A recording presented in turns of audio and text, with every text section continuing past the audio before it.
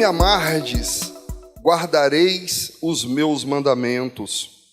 E eu rogarei ao Pai, e Ele vos dará outro Consolador, para que fique convosco para sempre. E o Espírito da verdade, que o mundo não pode receber, porque não o vê, nem o conhece.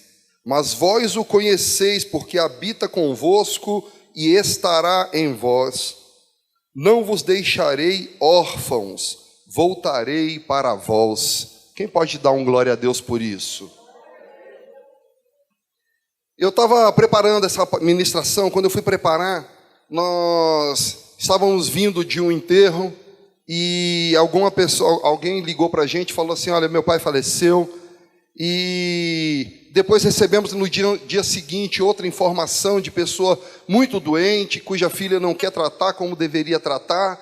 E nós temos visto que nós estamos vivendo uma época de muita dor, uma época em que assim, as perdas familiares, as perdas de amigos, elas têm feito sofrer, elas têm nos feito padecer. E quando eu comecei a preparar essa palavra, aquilo dali foi primeiramente para mim, porque eu tive uma experiência com o Senhor dentro do meu coração, Deus falando sobre essa vida passageira que nós vivemos ao meu coração. E ali eu experimentei algo que eu queria poder passar para vocês essa noite, porque ao mesmo tempo em que eu experimentei uma sensação de possibilidade que antes me deixava temeroso, que antes me deixava apavorado, eu senti o Espírito Santo falando ao meu coração e falando que tudo está dentro do controle do Pai, tudo está de acordo com a vontade do Pai, e que todas as coisas vão acontecer como elas devem acontecer, e que nós não conseguimos compreender e nós não conseguimos entender, porque os nossos olhos desviaram daquilo que nós deveríamos enxergar, daquilo que nós deveríamos ver como uma realidade espiritual, como uma realidade neste mundo. E quando a gente fala sobre procurar Cristo, nessa passagem que a gente fala sobre o Paráclito de Deus, né? Quem recebeu o postzinho? Vocês sabem o que significa Paracletos? Essa passagem, quando Deus fala assim, que enviaria o Consolador, eu irei e deixarei convosco o Espírito Santo Consolador.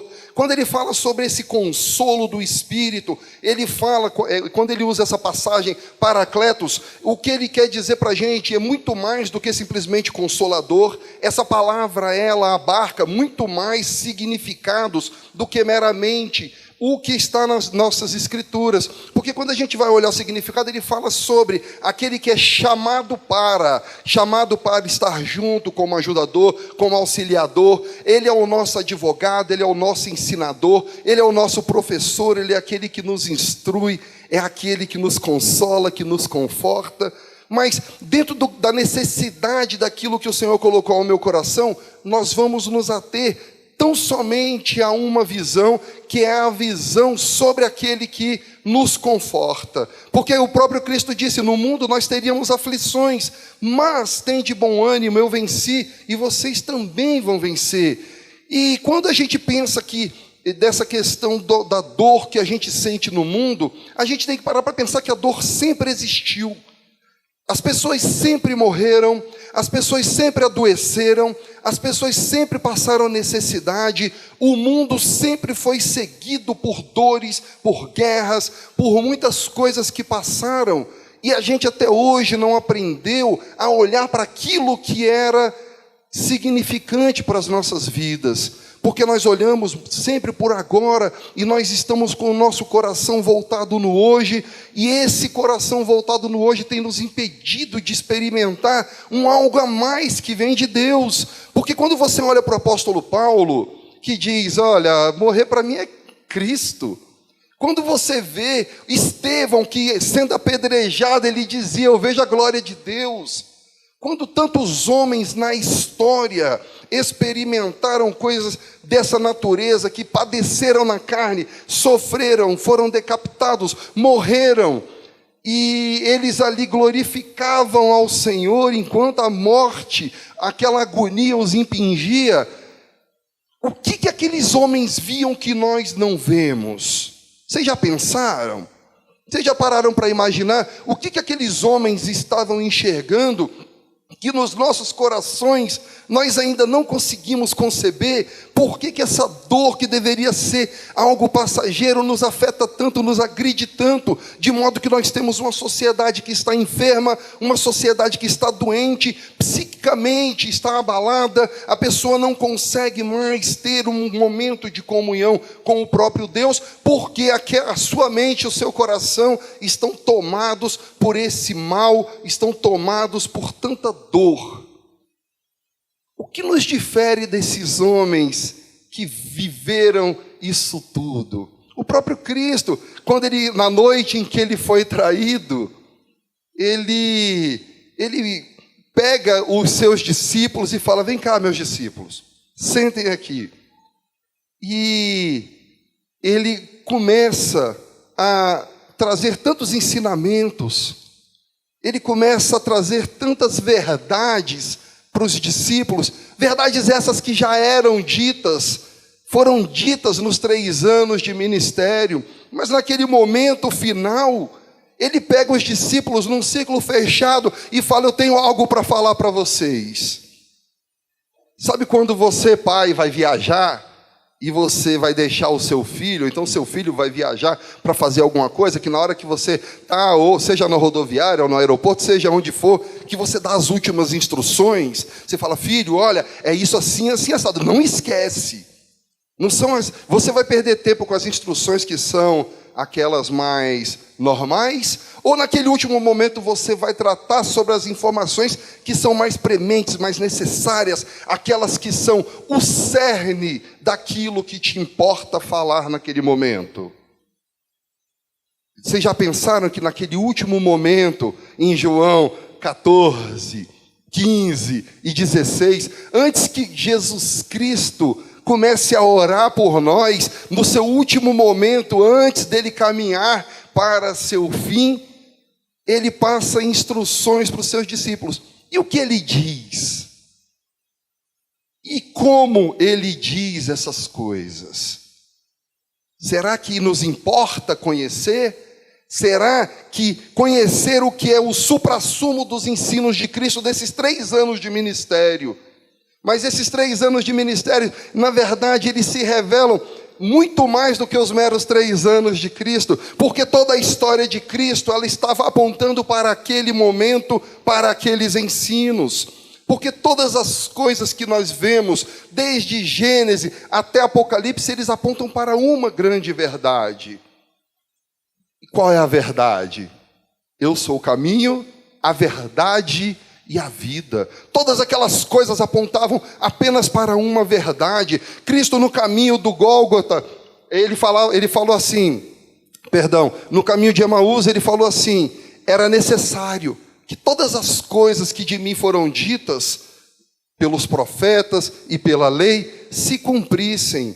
Ué, o que foi dito na lei de Cristo? Sobre Cristo. O que foi dito dos profetas sobre Cristo? Que a gente costuma ouvir sempre o quê? Corriqueiramente. Que o profeta Isaías era o profeta messiânico, mas toda a escritura ela aponta para uma grande verdade.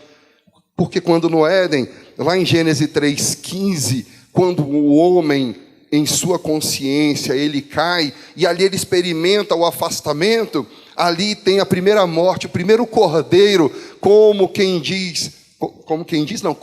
disse, Deus disse que Ele vai prover a redenção. Está aqui, eu estou tecendo vestes para você. É o proto-evangelho em Gênesis 3,15, falando já sobre o Cristo de Deus. E quando a gente vê, a gente vai folheando as escrituras, e a gente chega na lei, a gente vai ver ali o descanso, o sábado. Quem guarda o sábado aqui? Eu guardo, vocês guardam? Vocês não guardam? Vocês sabem o que quer dizer o sábado de Deus? É Cristo sendo o nosso descanso, não é um dia da semana, é Ele que é o nosso descanso eterno, é Ele que é o nosso quando a gente tem aquele momento de não aguentar mais humanamente caminhar, não aguentar mais passar por essas dificuldades. Senhor, eu preciso do descanso. Eis aqui o nosso descanso eterno.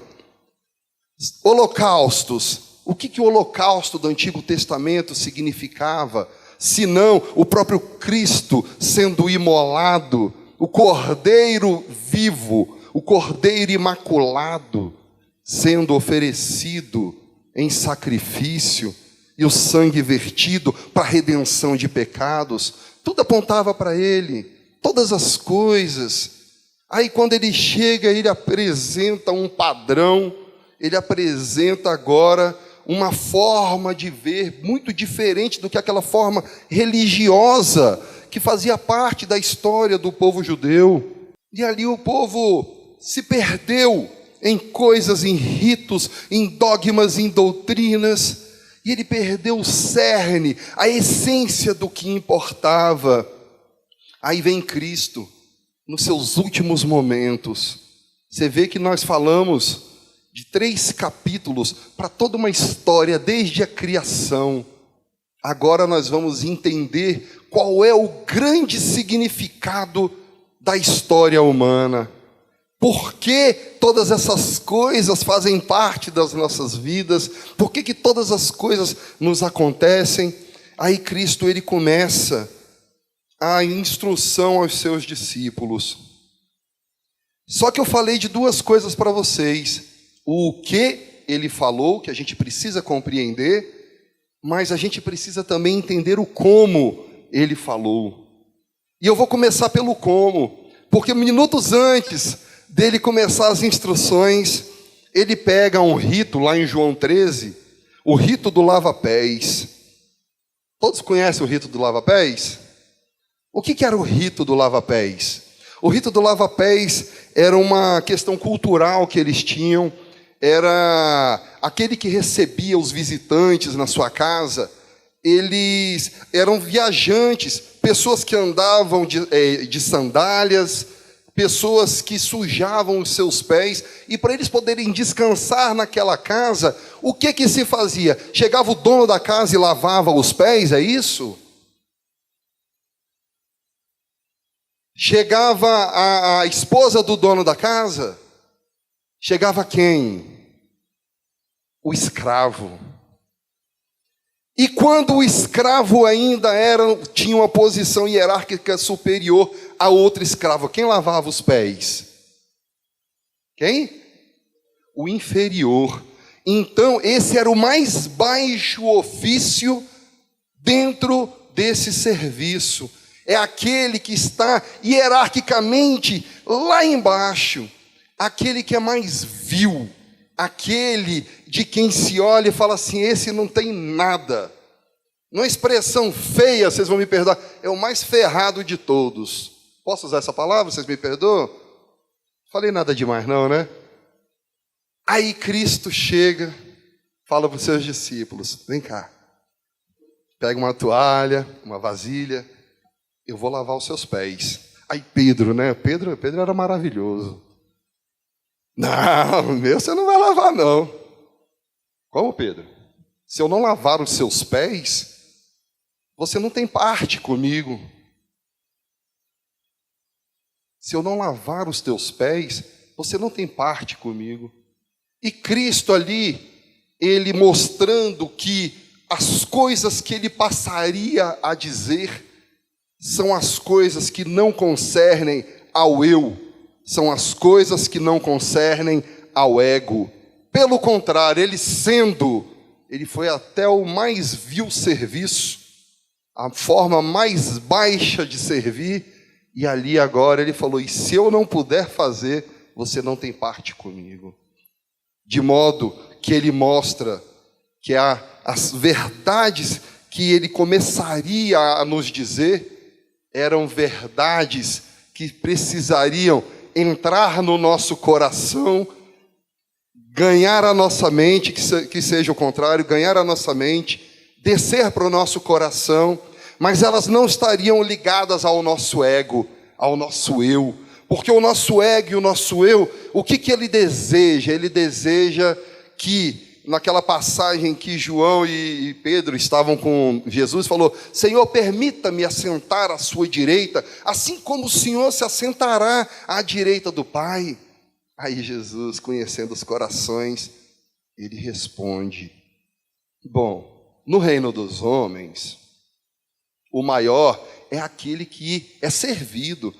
Ele é posto à altura e todos os demais o servem, de modo que devem obediência a ele. Mas no reino do meu Pai, esse mais é o que dói. Mas no reino do meu Pai, não é dessa forma. O reino do meu Pai, aquele que quer ser maior, é aquele que vai servir. Olha a mudança de paradigmas. Porque ali estava-se para instaurar um novo reino. Era o princípio, os primeiros caminhos trilhados pelos apóstolos para poder trilhar esse novo reino, cujo caminho era o próprio Cristo, de modo que agora eles precisavam olhar para o Cristo de Deus e enxergar qual era a grande verdade que eles precisariam viver a partir daquele momento. E esse caminho de esvaziamento precisaria ser necessariamente trilhado por todos eles.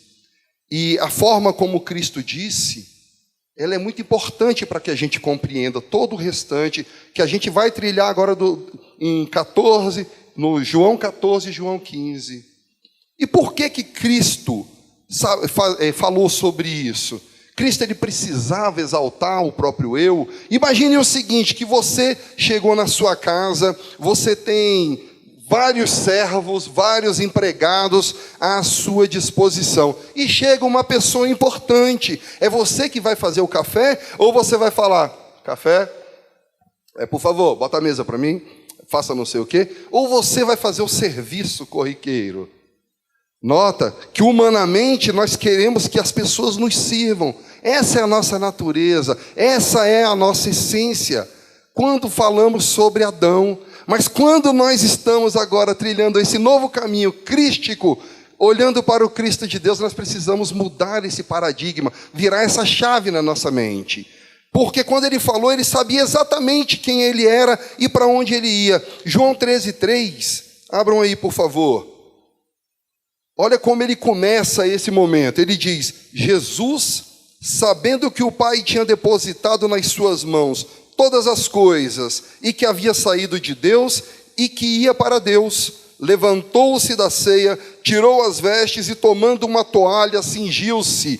Olha só, por que Cristo fez? Porque ele sabia o quê? Sabia o quê? O que estava posto em suas mãos, e que havia saído de Deus, e tornaria de Deus. Meu irmão, a nossa vida espiritual, ela vai ter sentido dentro dessa visão crística, quando nós tivermos em nossa mente a compreensão de quem nós somos verdadeiramente, qual é a nossa paternidade, qual o nosso estado de filiação. Porque senão nós vamos sempre viver achando que a nossa verdade, as nossas coisas, as nossas justificativas, a nossa vontade vai estar sempre voltada para as coisas que são passageiras. Mas Jesus sabia, e no nosso coração nós precisamos saber quem é a nossa realidade, qual é a nossa realidade, em quem nós temos tirado o nosso DNA, de quem nós herdamos o nosso DNA, e sendo cada um de nós filhos do Deus unigênito, filhos desse mesmo Pai, filhos desse mesmo Senhor, que morreu na cruz e nos salvou, nós precisamos compreender que aqui não é a nossa vida, que aqui não é a nossa existência, e aqui não é a nossa realidade. E dessa forma a gente vai conseguir conceber que há algo de errado na visão em que nós fomos sustentados, nós fomos guiados por tantos anos. Porque desde criança nós fomos criados para merecer. Não faça isso, senão você não vai ganhar. Se você fizer aquilo, você ganha. E nós somos educados para que o mérito fizesse parte da nossa vida. Quando na verdade a vida em Cristo, ela é uma vida experiencial, ela é uma vida não de méritos, mas é uma vida agora que é toda voltada para aquilo que o Pai fez em nós, para aquilo que Deus nos deu, e agora nós, olhando para o alvo, porque Cristo tinha esse alvo, ele sabia para onde ele ia, ele sabia o caminho dele, ele sabia as coisas que ele deveria proceder, e para onde ele deveria rumar. Agora você imagina que o erro desse alvo é exatamente o que se chama pecado, hamartia. Porque quando nós perdemos de vista o nosso alvo, foi o Rodolfo que falou hoje aqui do nosso alvo. Então Cristo sabia. O como Cristo falou foi as circunstâncias, aquelas circunstâncias imediatas. Ele simplesmente preparou o terreno para dizer: esvazie-se o homem de si. É o primeiro passo para receber essas verdades e aceitá-las no coração. E agora, o que ele disse? Esse é o segundo ponto que eu quero tratar com vocês.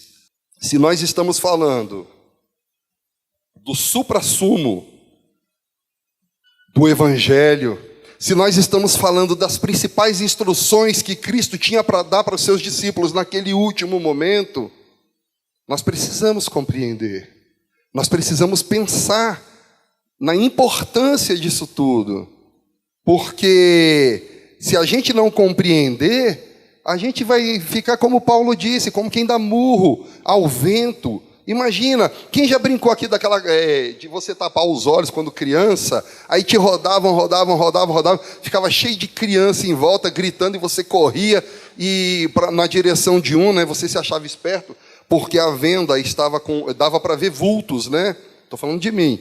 Aí eu saía correndo, né? E via, de repente, eu fui parado por um poste, pá, na testa.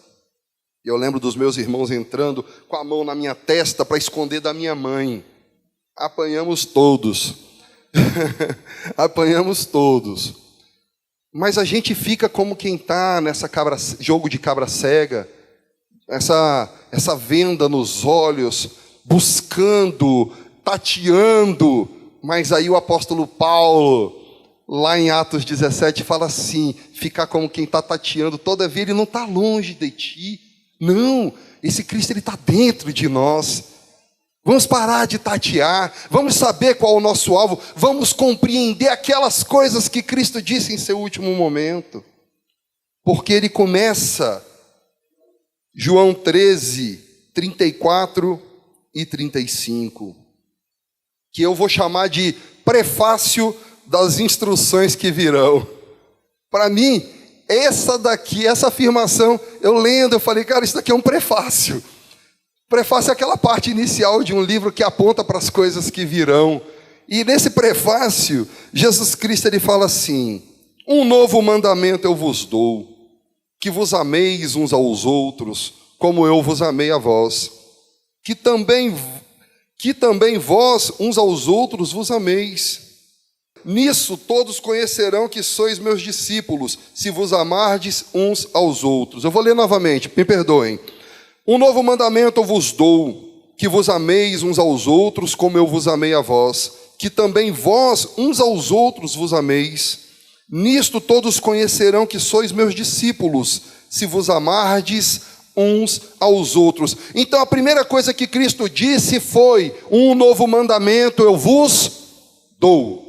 Primeira coisa que Cristo disse, é o prefácio sobre todas as coisas agora. Ele faz a introdução sobre aquilo que ele vai dizer. E agora, porque quando a gente olhava lá atrás, ele falava assim, ame ao próximo como a ti mesmo. Ai, é mesmo, antigamente era ame ao próximo como a ti mesmo. Aí Cristo fala assim, eu te dou um novo mandamento. Aí ele fala, um novo mandamento eu vos dou. Ame ao próximo como eu te amei. Porque ninguém tem amor maior do que esse, que dá a própria vida por amor ao seu próximo. Olha agora o novo padrão que Cristo coloca sobre as nossas vidas. Não é mais como você se ama. Márcio, por que você está gordo? Porque eu não ligo. Uai, você não se ama? Não, eu me amo, mas eu não ligo. Uai, cigarro faz mal? Quantos fumam e sabem que podem ter câncer? Isso é amor próprio? Uai, mas como assim? Uai, mas se o carro a 140, ele tem um grande risco de bater, o cara que anda nessa velocidade, ele está correndo o risco de morrer e matar a própria família? Sim. Você vê que o padrão do homem a si mesmo colocaria o outro em risco. Seria tão ruim quanto não ame. Aí Cristo fala assim, não, o padrão não é humano. O que é humano não me importa mais. Aquilo que você pode dar, aquilo que você pode oferecer, esquece, apaga. Porque agora o padrão é algo divino. O padrão ele tem que ser elevado para que haja mudança no teu coração, para que haja a construção de uma nova natureza. Ame o seu próximo como eu vos amei. Olha, o próprio Deus é o amor divino aplicado aos nossos corações. É a essência de Cristo reinando nas nossas vidas. Que padrão maravilhoso, que mudança extraordinária. Como pode crescer tanto? Como pode a gente que estava aqui, um amor que era equiparado ao amor próprio, que a gente não está nem aí para um monte de coisa, agora entrar num patamar que para a gente é praticamente impossível. Sim, é impossível, humanamente falando. Agora é como eu vos amei. Aí já muda. A gente subiu esse degrau. Uma coisa eu vos digo. Primeira coisa que Cristo falou, porque nós falamos sobre o como, e o como foi sobre dois aspectos. Foi o quê? Conhecer quem é, para onde você vai e o esvaziamento de si. Podemos simplificar dessas duas formas ou não? E o que ele disse? Primeira coisa, um novo mandamento eu vos dou. Aí encontra-se um problema.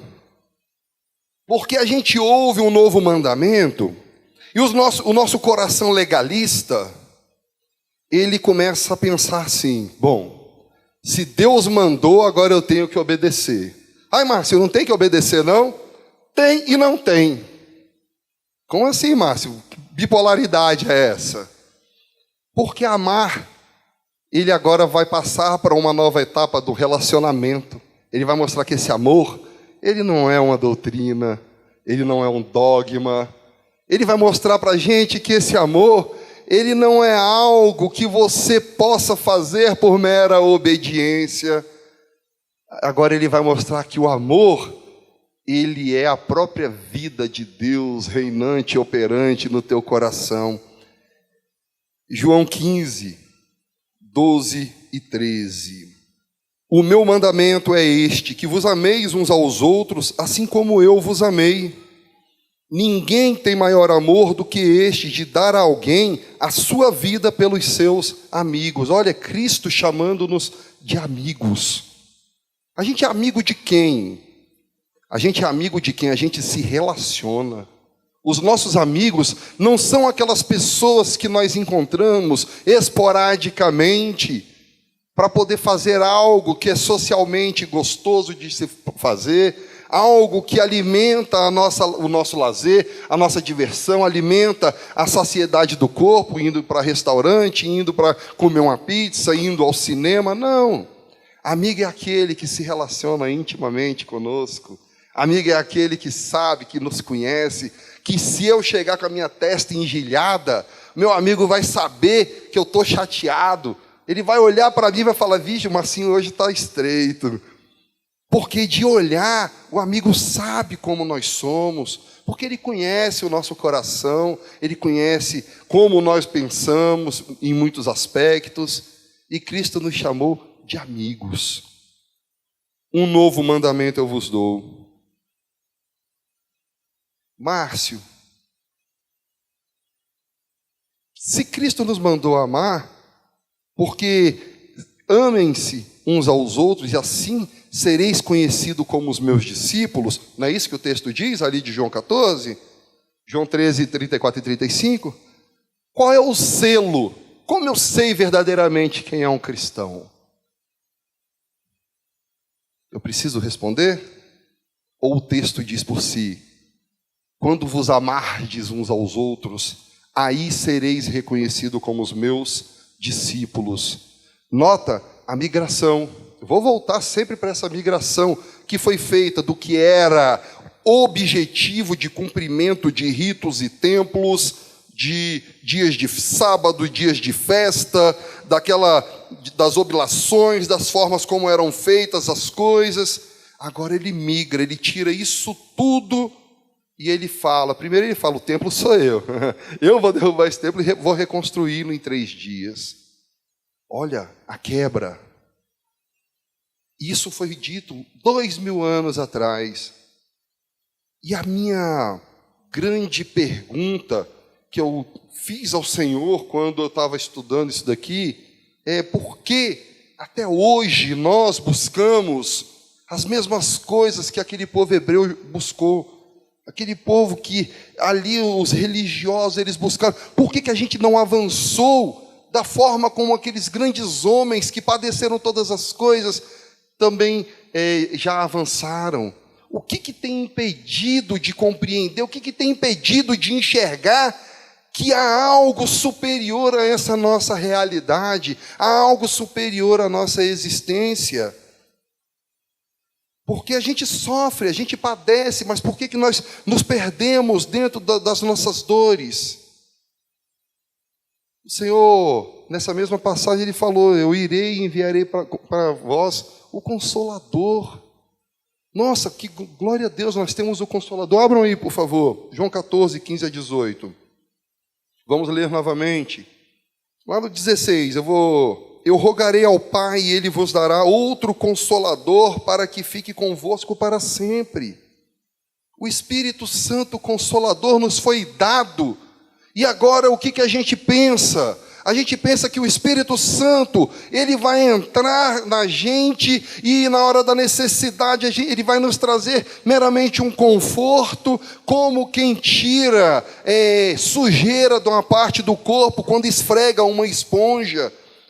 A gente consegue sempre compreender de modo legalista, de modo objetiva, essa relação com Deus. E isso nos impede de viver a verdade sobre isso. Porque olha o contexto de tudo que ele fala. Se me amardes, guardareis os meus mandamentos. Quantos aqui amam a Deus? Quantos daqui guardam os mandamentos de Cristo? Quantos daqui guardam os mandamentos de Cristo? Vamos lá, Mateus 5, se te baterem na face direita, dê a ele a esquerda. Quantos fazem? Levanta a mão. Não precisa, levanta a mão interiormente. Mas julguem-se nesse momento, porque nós precisamos compreender isso.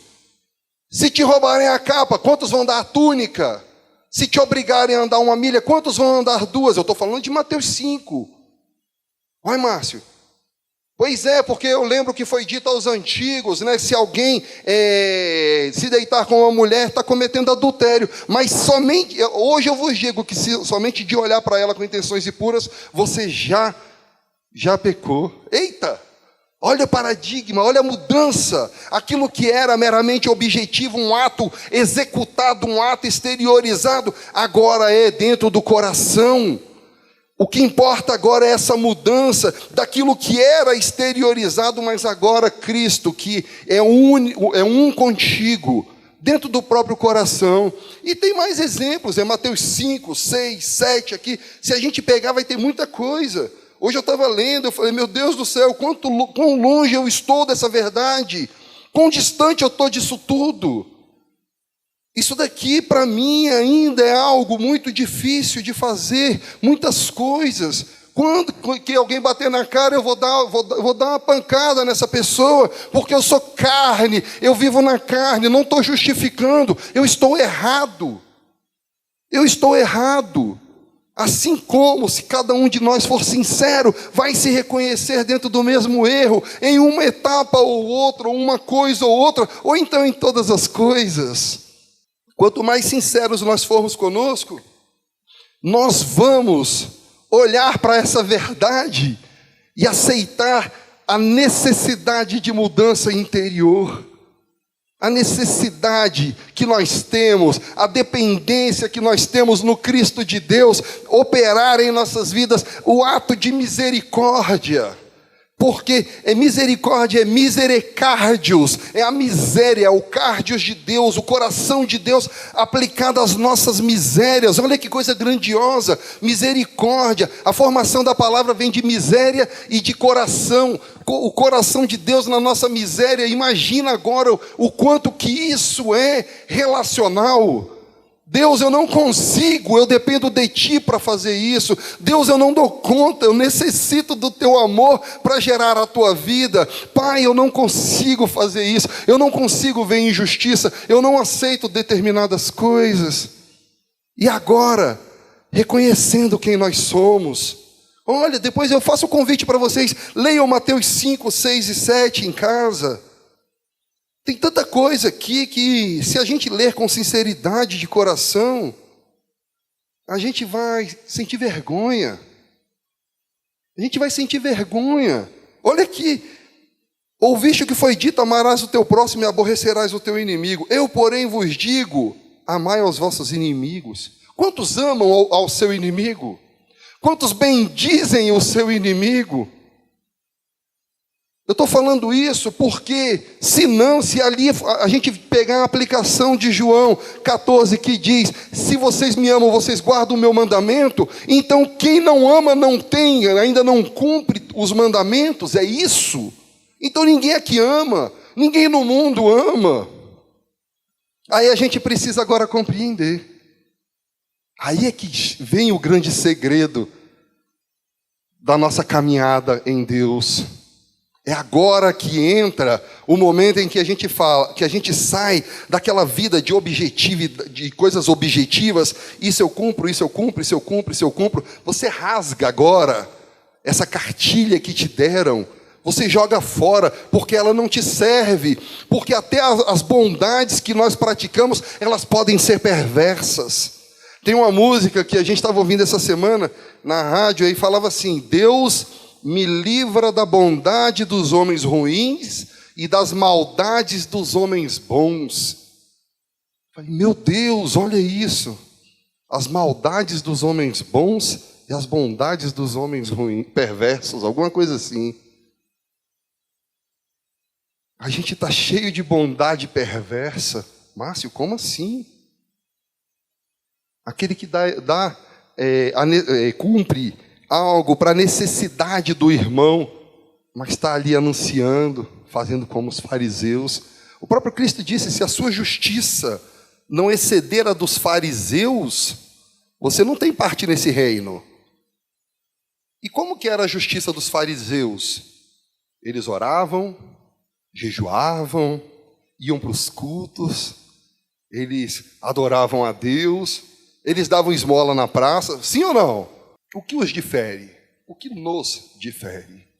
Nós estamos falando ainda sobre o Consolador. Nós vamos chegar lá. O que nos difere? Quando a gente olha para essas passagens de Mateus 5, 6 e 7, a gente vê que as coisas que eram meramente externas ao homem, os atos que eram exteriores, que era o que importava para a religião de Caim, como foi pregado outro dia pelo irmão Anderson, que ela se envaidece, ela precisa de reconhecimento, ela tem necessidade de que o eu ele seja alimentado, de que os aplausos ele venha. Aí essa religião, a gente vê assim, olha, religião quer dizer religare. Esse religare já não está ligando a coisa nenhuma. Ele já está tão emaranhado com Satanás, com a visão diabólica que divide o Cristo de Deus, que divide o corpo de Deus, que não tem mais como ser redimido.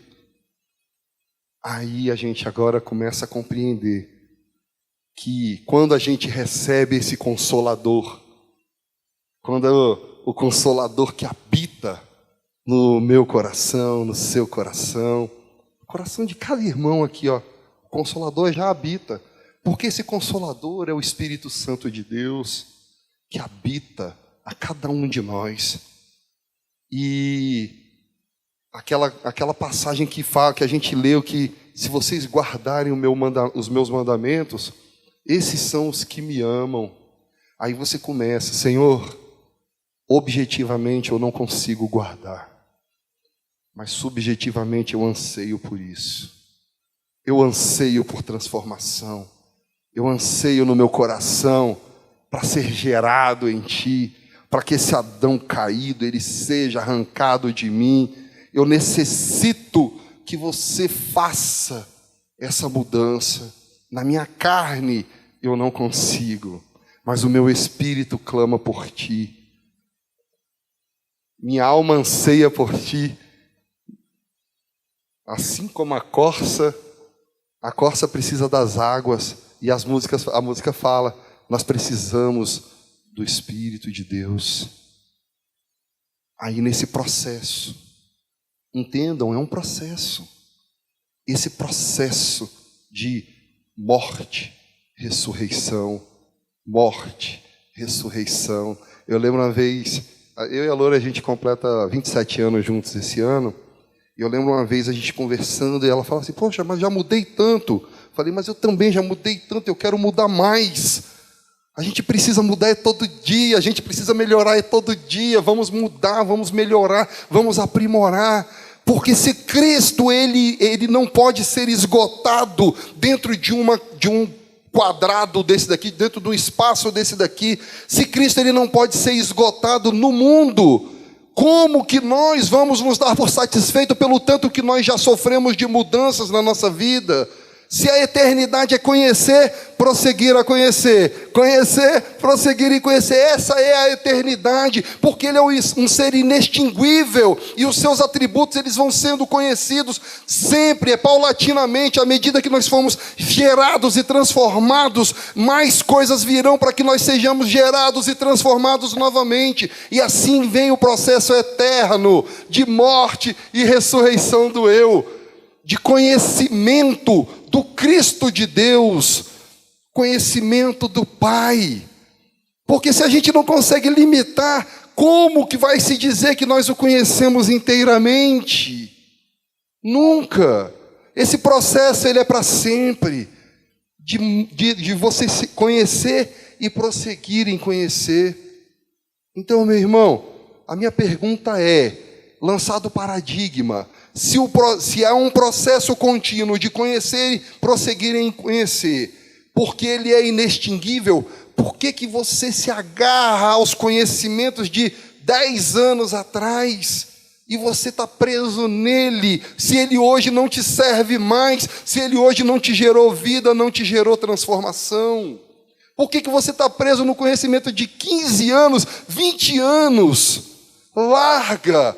Você precisa olhar para o alvo e continuar caminhando. O alvo é para cima, o alvo não é para baixo, o alvo não é para frente, o alvo é para cima, é Cristo. A diferença de patamares são monstruosos. A gente quer limitar, a gente não pode mais fazer isso, a gente precisa viver uma vida em realidade. Irei e enviarei o Consolador. Esse Consolador que é nosso guia, nosso amigo, professor. Abre em Salmo 32, por favor.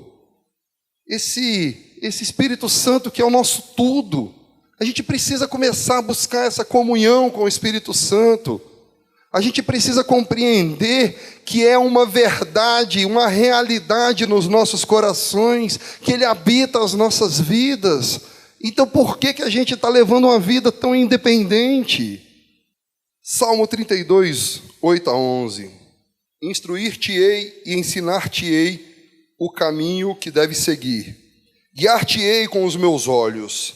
Não sejais como o cavalo, nem como a mula, que não tem entendimento, cuja boca precisa de cabresto e freio para que se não atirem a ti. O ímpio tem muitas dores, mas aquele que confia no Senhor a misericórdia o cercará. Vou ter que botar óculos.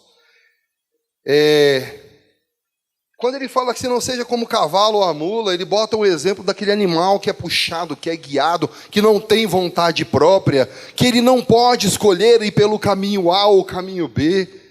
Quando, na verdade, a nossa relação com o Espírito Santo, ela deve ser uma relação de total dependência. Não como quem diz, Senhor, eu vou me jogar, se for para eu morrer agora, porque chegou a minha hora. Para de bobagem. Dentro do teu coração e da tua mente, Senhor, eis aqui a minha vontade. Fala comigo. Qual é a tua? Como eu devo proceder diante disso? É engraçado que quando a gente bota as menores coisas nas mãos do Senhor, a gente vai vivendo experiências tão maravilhosas. A Loura fala assim, mas assim, tu dá sorte, né? Porque as suas vontades são as vontades de Deus e as coisas acontecem. Mas não é. A gente precisa A gente precisa estar pronto para poder ouvir. Sabe aquela sensação de que algo vai dar errado?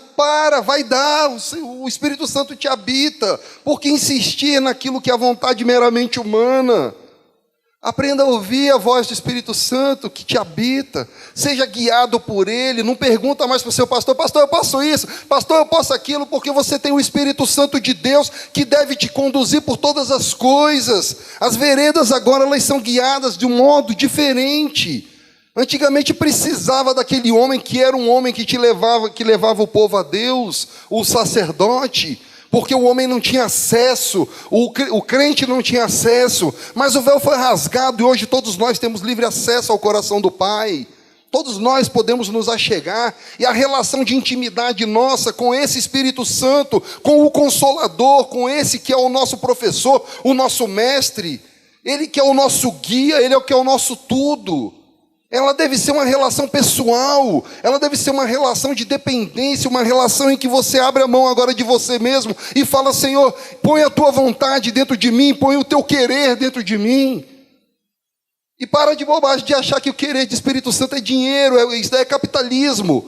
Ele está falando de mudança de vida, ele está falando de mudança de coração, ele fala de uma vida diferente, de um coração diferente, ele fala de uma unidade. Ele fala de um corpo, ele fala de serviço, ele fala de doação, ele fala de você abnegar o seu próprio eu em prol de. Olha que diferença. É muito diferente. Os padrões são diferentes. As prioridades de Deus são diferentes das prioridades dos homens, prioridades da religião. Porque agora a gente precisa ser transformado. Agora a gente precisa ser gerado. Agora a gente precisa viver esse amor experiencial. Falamos do segundo, o que foi dito, não é isso? O primeiro foi: um mandamento vos dou. E o segundo: irei e enviarei o Consolador. Qual o terceiro, Márcio? A manifestação do Espírito Santo se dará de modo individual em cada servo. Vai, Márcio, como assim? Abram aí em João 14, 21 a 23, por favor, novamente. Qual foi o primeiro? Um novo, me ajudem. Um novo mandamento eu vos dou. O segundo: irei e enviarei o Consolador. O terceiro: a manifestação é individual. João 14, 21 a 23. Vamos voltar a falar dessa passagem, porque eu já falei um monte. Aquele que tem os mandamentos e os guarda, este é o que me ama. E aquele que me ama será amado de meu Pai, e eu o amarei e me manifestarei a ele. Disse-lhe Judas: Senhor, de onde vem que te hás de manifestar a nós e não ao mundo? Jesus respondeu e disse-lhe: se alguém me ama, guardará a minha palavra, e meu Pai o amará, e viremos para ele, e faremos nele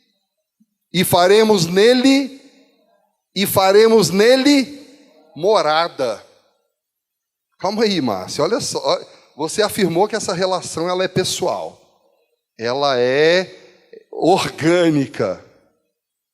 Ela é algo que brota no nosso coração, e por conta desse amor, dessa obediência, dessa guardar os mandamentos, desse receber a palavra e ser transformado, Deus fará em nós morada. Mas Deus já não mora nas nossas vidas? Ou existe algum lugar em que Deus não se encontra? Há algum lugar em que Deus não esteja presente? Ou a sua onipresença, ela é restrita ao seu coração? Já pensaram nisso? Então, como assim, Márcio? Quer dizer, se ele vai fazer morada é porque ele não faz. E você está dizendo que ele faz porque ele é onipresente. Lembra que eu falei para vocês sobre essa questão relacional? Essa questão posicional. Quando a gente olha para o filho pródigo, a gente vê a figura da humanidade, a gente vê a figura do homem que se afastou de Deus e agora ele pede a sua vida. Lá em Lucas 11, parábola do filho pródigo. 15, Lucas 15, quando ele fala assim: Pai, me dá a minha herança. A palavra que ele usa para herança, ou para fazenda, de acordo com algumas versões, é bios. Quem já estudou biologia? Logos é estudo, bio é vida. Ele pediu dinheiro, ou ele pediu a bios dele? Está aqui no grego. Pai, me dá a minha vida. Aí ele pega a vida dele e gasta tudo. Mas ele gastou do dinheiro, Márcio, ele gastou a vida. Ele se desligou, ele se destituiu em sua consciência do pai. Ele esqueceu momentaneamente que ele tinha um pai. Ele foi experimentar as coisas mais tenebrosas desse mundo. Ele foi agora por um caminho de afastamento, um caminho de perdição, um caminho que agora, ele se afastando da luz, ele se aproxima das trevas. Se afastando do calor, ele escolhe o frio. Se afastando do amor, ele agora... Qual o oposto de amor? Ódio? Não, indiferença. O oposto de amor não é ódio. O oposto do amor é a indiferença. Porque somente um coração totalmente desprovido de amor é que a humanidade pode se apresentar tão indiferente às mazelas que a gente vê. Não é por causa do ódio, é por causa da indiferença. E agora ele se vê num mundo de indiferença, num mundo onde agora ele padece, agora ele precisa de comida e não tem comida. Mas um dia ele se lembra: eu tenho um pai. E um pai que é senhor de tantos. Até os seus trabalhadores comem bem. Eu vou chegar a ele e vou falar: pai, me trata como um dos seus trabalhadores, me trata como um dos seus servos. Ele ensaia o discurso. Mas a Escritura nos diz que ele vê o pai o vê à distância. Ele maltrapilho, destruído, ele numa situação deprimente. O pai o vê à distância e corre até ele. E ao correr até ele, o abraça. E afirma: este era o filho que estava morto e agora vive. Aquele filho, por uma questão posicional, ele esqueceu quem o habitava.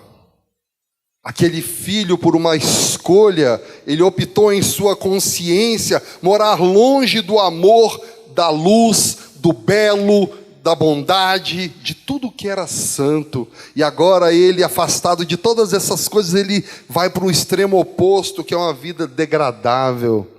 Mas em momento algum ele deixou de ser filho.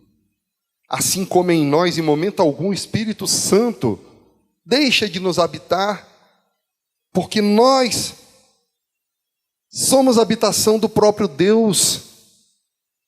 Não há um lugar onde Deus não esteja, mas há uma forma de nós nos afastarmos em consciência desse Deus. E essa vida relacional que a Escritura fala, essa questão de você guardar as palavras, reconhecer quem você é, mostrar para o Pai a sua dependência nele. Ele perdoa, ele ama, ele acolhe.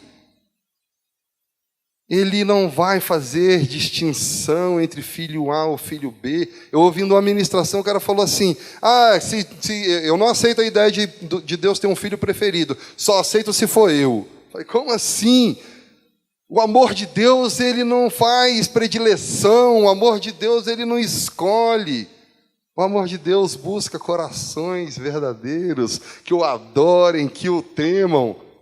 Por que, Márcio, que o coração de Deus busca isso? Ele busca isso porque ele sabe que longe da luz a gente está em trevas. Não é que ele vai te descer mal, que ele vai te descer chibatada, chicotada. Não, bobagem. Esse Deus aí foi criado pelo homem. Porque o Deus que nos é revelado em Cristo da cruz, ele falou, Pai, perdoa. Eles não sabem. Pai, eles não sabem o que fazem.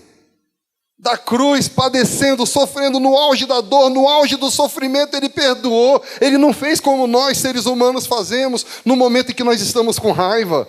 Porque quando vocês estão com raiva, você fala assim, não fala comigo agora não. Ou não? Ou vocês já são anjos? Ninguém, né? Ninguém está com a asa batendo aqui agora, né? E é isso. A gente precisa reconhecer. A gente precisa agora buscar em Cristo essa nova vida. Vou ter que avançar. E tem uma quarta coisa que Cristo falou. A vida em Cristo é uma questão posicional. Eu até adiantei. Abram aí no 15, de 1 a 5. Eu sou a videira verdadeira e meu pai é o lavrador.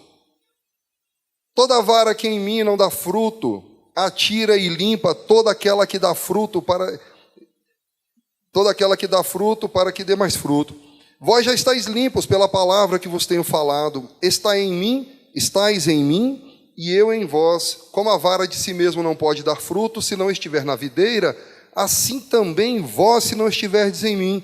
Eu sou a videira, vós as varas. Quem está em mim e eu nele, esse dá muito fruto, porque sem mim nada podeis fazer. Vamos pular para o 9, por favor. Como o Pai me amou, também eu vos amei a vós. Permanecei no meu amor. Se guardardes os meus mandamentos, permanecereis no meu amor, do mesmo modo que eu tenho guardado os mandamentos de meu Pai e permaneça em seu amor. Nota, até o Cristo permaneceu no amor do Pai, de modo que essa questão experiencial foi para Ele também, e assim o é para nós. Mas, Márcio, onde que está diante disso tudo aqui a consolação? Onde que está o Paráclitos de Deus? Onde que está o conforto diante de tudo desses momentos, dessas que a gente tem sofrido, que a gente tem padecido? Porque tudo isso daqui que fala sobre o amor, o perdão, o acolher, o abraçar, ele é um espectro, ele é isso, ele é quase nada diante do verdadeiro amor que todos nós seremos recebidos no Pai. Imagina agora que esse amor que Cristo fala, que Cristo tenta nos ensinar, que Cristo tenta falar aos nossos corações, que Ele existe, que Ele é real, mas nós estamos aqui limitados por conta dessa carne, por conta dessa nossa existência humana, cheia de vontade, cheio de ego, cheio de eu. E agora nós não conseguimos conceber a grandeza do amor do Pai, nós não conseguimos entender que esse amor que Ele tanto diz é um amor que nós todos experimentaremos quando tornarmos a Ele, porque Ele não está preso a essas vontades humanas, anseios, egoísmo, maldade, perversidade, estupro, homicídio, não. Gente, quanta comida estraga todos os dias e tem gente passando fome. Isso é fruto da maldade humana. E quando Cristo fala sobre o excelso amor, aquele amor que é retratado em 1 Coríntios 13, que diz o verdadeiro amor, ele não espera de troca, ele tudo crê, tudo espera, tudo faz. É o amor que não tem limites, é o amor que não está fazendo para esperar, Vera. É o amor que não está fazendo, que ele é puro.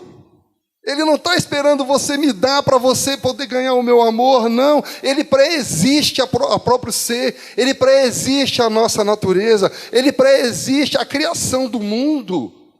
Esse amor é para onde todos nós tornaremos, e quando nós reconhecemos que isso tudo que eu estou falando, do amor de Deus, do acolhimento de Deus, vai ser experimentado por todos nós, onde não haverá pranto, ranger de dente, onde não haverá choro, onde não haverá dores.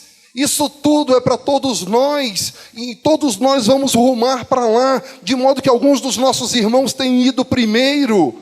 E quando esses irmãos têm ido primeiro, nós deveríamos nos regozijar, nós deveríamos nos alegrar, porque alguém tornou ao Pai, porque alguém tornou ao puro amor. Porque nós estamos em um ambiente de sofrimento, de dor. Essa terra, quantas dores, quanto sofrimento. Mas aqueles que se vão, aqueles que são chamados, eles estão experimentando a glória daquilo que nós podemos conceber como meras sementes. Ou alguém aqui vive por amor, pleno amor? Nós temos uma ideia. Quando Cristo fala, perdoa teu inimigo, não existe inimigo. É isso, não existe inimigo. É a fraqueza desse irmão. É a fraqueza, ele fala mal de você porque ele tem um problema para ser tratado. Ele faz fofoca de você porque ele tem um problema. O seu problema é outro. Ele trai porque ele tem um problema. Ele briga porque ele tem um problema. Aí a gente começa a compreender que essa nossa unidade em Cristo vai fazer com que a gente enxergue que o nosso irmão, ele carece de oração, ele carece de misericórdia. Enquanto isso a gente está julgando, a gente está condenando, achando que a gente é superior. Porque a gente só condena quando a gente acha que a gente é melhor do que a pessoa. A gente só julga alguém que a gente se acha superior. Aí o irmão que está ali padecendo dores, angústia na alma, e a gente é o primeiro a apontar, a gente não tem misericórdia.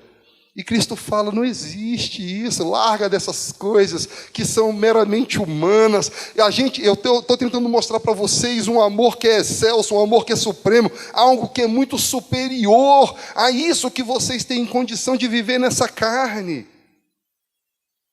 Márcio, tudo bem, eu estou ouvindo isso tudo, mas é meio absurdo você falar que a gente deve se alegrar com o irmão que volta. Aí não dá, poxa, é meu pai, é minha mãe, é meu filho, é meu amigo de infância. Quem falou isso foi Jesus. João 14:18, para a gente poder encerrar. 14:28. Ouvistes o que eu vos disse, vou e venho para vós. Se me amasseis, certamente exultaríeis por ter dito, vou para o Pai, porque o Pai é maior do que eu. Égua. Como os paraenses digam, eraste, maninho. Eu tenho que me alegrar porque Cristo vai passar pela morte, porque Ele vai tornar ao Pai. Pesado, né? Mas e se nós tivermos a real compreensão sobre esse mundo, sobre isso tudo que nós estamos falando aqui, de que esse amor mostrado em Cristo, ele é uma realidade para toda a eternidade, de que essa questão da inimizade, ela só é um problema do nosso ego, o problema da fome é mais um problema do nosso ego, do nosso eu, e que lá todas as coisas em Cristo, elas vão ser extintas, elas vão se acabar. Meu irmão, se a gente não se alegrar por isso, eu vou pedir perdão para vocês, mas a gente está pedindo para a pessoa sofrer nesse mundo. A gente vê pessoas que estão segurando o pai, a mãe, o filho, a filha, em tubos, sabendo que não há esperança, esperando por um milagre, deixa descansar. Ah não, Marcinho, para com isso, deixa de ser duro. Não estou falando para desligar o aparelho, não. Eu estou falando para falar para o pai, pai, faça a tua vontade. Ah, você fala isso porque você não passou. Passei. Eu estou falando porque eu passei. Meu filho com 14 dias desenganado na UTI, eu falei, pai, está me doendo, mas seja feita conforme a tua vontade. A gente precisa aprender que essa passagem nossa aqui, ela é temporal. A gente precisa compreender que essa escada da vida, ela nos leva para um alvo, e esse alvo é Cristo. E aqueles que vão antes da gente estão como Paulo, em Filipenses 1, de 20 a 22. Filipenses 1, de 20 a 22. Aguardo ansiosamente e espero que em nada serei envergonhado. Pelo contrário, com toda a determinação de sempre, também agora Cristo será engrandecido em meu corpo, quer pela vida, quer pela morte. Porque para mim o viver é Cristo e o morrer é lucro. Caso continue vivendo no corpo, terei o fruto do meu trabalho e já não sei o que escolher. Para o apóstolo Paulo chegar a esse ponto, ele precisou passar por muitas coisas. E ele diz que de nada serei envergonhado. Como assim não vai ser envergonhado? Ele padeceu tantas coisas, ele foi preso, ele passou fome, o navio dele afundou, ele foi... Tanta coisa! Mas os olhos deles não estão voltados para aquilo que é passageiro, daquilo que é vaidade, ou seja, daquilo que é vão, daquilo que tem o seu tempo determinado debaixo do sol. Mas o coração dele está voltado àquilo que é eterno, e assim deve estar o nosso coração.